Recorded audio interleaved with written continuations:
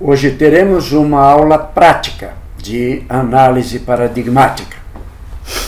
O importante não é apenas ter o conhecimento. Mais importante de que ter o conhecimento é saber usá-lo com sabedoria na nossa vida, no nosso cotidiano, na nossa vida pessoal, na nossa vida comercial, profissional e também na nossa vida política, na nossa comunidade. Vamos analisar elementos paradigmáticos que estiveram presentes no declínio de 4 civilizações: persa, egípcia, romana, brasileira. O primeiro sintoma presente no declínio dessas civilizações é o pensamento primitivo, o retorno ao pensamento primitivo. Hoje é conhecido como pensamento maniqueísta. O que é o pensamento maniqueísta? É o bem contra o mal. Quem foi o criador do pensamento maniqueísta? Foi Platão, um político disfarçado de filósofo. O pensamento maniqueísta construiu a civilização da Idade da Pedra. E como o conhecimento ele é cumulativo, devemos reconhecer que o maniqueísmo foi ótimo na Idade da Pedra. Só que hoje não estamos mais na Idade da Pedra. O pensamento maniqueísta também teve um papel positivo e até construtivo durante a vigência do paradigma mecanicista. Um dos axiomas do paradigma mecanicista foi o fragmentarismo. Para compreender é preciso separar. Agora nós estamos no 3º milênio, no paradigma da noergologia. O fragmentarismo se aposenta. Agora, para compreender, é preciso sistematizar e não mais separar. Estamos observando que o pensamento maniqueísta, como sabemos, ultrapassados e incompatível com o 3º milênio, e é nele que nós estamos e é dele que estamos falando. O pensamento maniqueísta começou a se instalar na civilização brasileira. Talvez com excelentes intenções, alguns políticos criaram as chamadas cotas raciais. A cota racial, ela se baseia no maniqueísmo, na cor da pele, quando o que caracteriza o ser humano não é a cor da pele, é a sua capacidade cerebral. A verdade é que a introdução da cota racial, ela cria o maniqueísmo, principalmente porque ela, ao mesmo tempo, consegue o milagre de punir o preto bem-sucedido, como Joaquim Barbosa, e tantos outros, como muitos colegas meus de faculdade, e ao mesmo tempo ela pune o branco mal-sucedido. O maniqueísmo não existia na sociedade brasileira. Os políticos estão explorando o maniqueísmo, estão inclusive incentivando o maniqueísmo. Por quê? Porque os romanos descobriram que para governar, uma boa técnica é dividir a população entre si.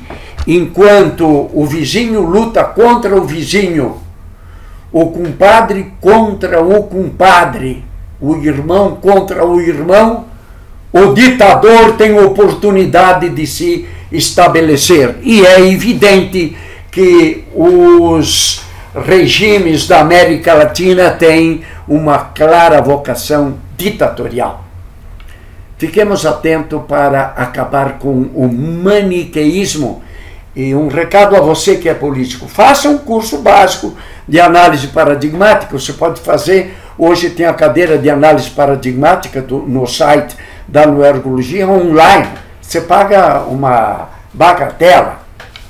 Se você fizer um curso de análise paradigmática, você vai imediatamente suprimir a atual política de cotas baseadas em cor de pele por critérios inteligentes. Um segundo sintoma da decadência da civilização brasileira, é um sintoma que esteve igualmente presente no declínio da civilização romana, persa, egípcia. E esse sintoma está presente hoje na civilização brasileira. Acompanhe comigo. Cegueira perceptiva, distorção perceptiva, sempre foi uma característica das classes e das pessoas sem cultura, sem conhecimento, sem desenvolvimento cerebral. Nunca foi uma característica predominante das classes eruditas. Tudo bem, uma parte das classes eruditas sempre sofreram de cegueira perceptiva, mas uma minúscula parte, e não uma porção considerável. Estou percebendo que a cegueira perceptiva começa a contaminar as classes mais cultas, mais esclarecidas. Vejam exemplos. Exemplos de análise paradigmática. Não confunda com visões políticas.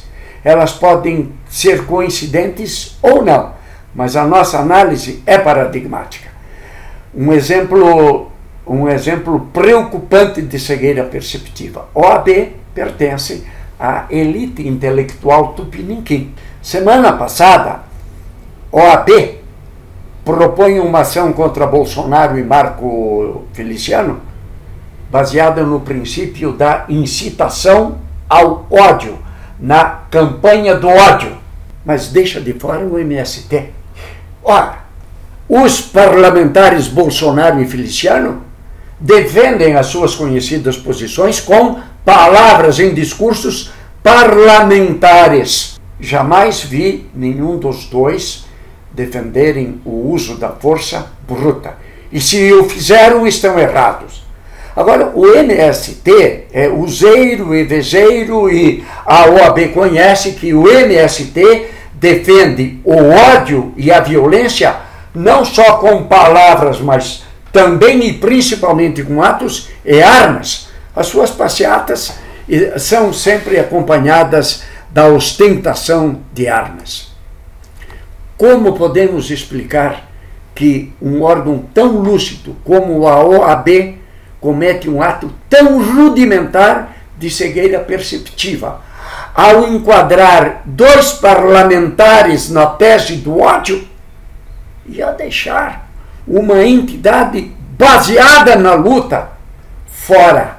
Isso é claramente um fato preocupante de cegueira perceptiva. Mas não é um exemplo isolado. Esse exemplo está presente também em outros segmentos sociais. Vejam, muitos professores com pós-graduação, tudo bem, o nosso querido Cristóvão já defendia naquele tempo, o diploma precisa ter prazo de validade. Muitos professores tiraram a sua pós-graduação baseadas, ancoradas no paradigma mecanicista que morreu junto com o século XX. Agora, no século XXI, o paradigma é o paradigma da noergologia. Quer você conheça o paradigma ou não, a humanidade caminha para frente. Mas muitos professores ensinam e muitos jovens acadêmicos aprendem que pessoas que trabalharam, suaram, economizaram, prosperaram e compraram patrimônio, esse patrimônio, essa riqueza, deve ser uma maldição diabólica. E que aquele que ou não trabalhou e não tem patrimônio, ou trabalhou, mas torrou tudo e não economizou, é um santo. Essas pessoas dizem que o sistema bancário privado deve ser eliminado e substituído pela corrupção dos bancos estatais, como acontecia nos sistemas comunistas do leste europeu, os capitães da corrupção. E agora vem também a ideia de que o financiamento privado deve ser abolido, financiamento privado de campanha política, e substituído exclusivamente pelo financiamento público. Ora, O financiamento público foi a base da corrupção em todos os sistemas ditatoriais comunistas do leste europeu. Quando a cortina de ferro caiu, será que temos memória curta? O povo passando fome, a miséria presente na população e todos os ditadores morando em castelos repletos de luxo e riqueza.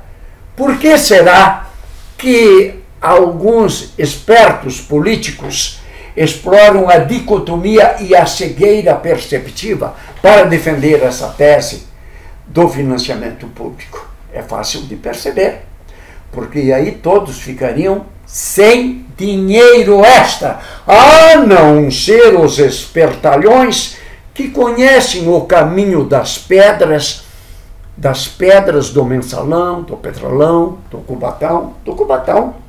Hoje ainda continua jorrando todo santo mês. O Tesouro pega 10 mil reais para o médico cubano. O médico mesmo só recebe 2. O resto, ninguém sabe. Não, oficialmente tem uma versão. Logicamente, oficialmente, ninguém fala dos pedágios. A verdade é que a cegueira perceptiva e a dicotomia estão ameaçando a civilização brasileira. Esta é a verdade nua e crua. Hoje, esses dois ingredientes estão a serviço de um partido político. Se outro partido assumir o poder, poderá continuar usando maniqueísmo e cegueira perceptiva. Portanto, preste atenção, você que é aluno de análise paradigmática. Difunda os conceitos de análise paradigmática. Vamos ensinar pessoas de qualquer matiz político a enxergarem com clareza. Porque a cegueira perceptiva está disseminada em toda a nossa sociedade, não apenas nas elites econômicas e nas elites políticas dominantes hoje. Em toda a população, do rico ao pobre. Vou dar um exemplo. O petróleo é nosso. Cada 10 brasileiros, 9 acreditam no slogan, porque o petróleo é nosso. Será que o petróleo é nosso? Tudo bem, ele é nosso, mas eu gostaria de saber, você está falando de quem? Esse é nosso de quem? Vamos aqui fazer um raciocínio rápido. Digamos que você consome 200 litros de gasolina por mês. O dono do posto ganha 50 reais. Vou fazendo as contas. O dono do caminhão, 4. Assim, a gente se esqueceu que o caminhoneiro é um bandido, lembra? Ele tem que tirar o caminhão, porque ele não é do MST. A Petrobras, estou falando do pessoal que trabalha na Petrobras, não o pessoal do Petrolão, ganha 16 reais. O governo, 216. E você que diz que o petróleo é nosso, sabe quanto é que você paga? 494. Agora eu pergunto, o petróleo é nosso? De quem? Veja, meu amigo, nós não podemos continuar a ser uma nação de tolos, de cegos perceptivos. O petróleo pertence aos políticos que estão de plantão no governo federal e na Petrobras. O resto é conversa fiada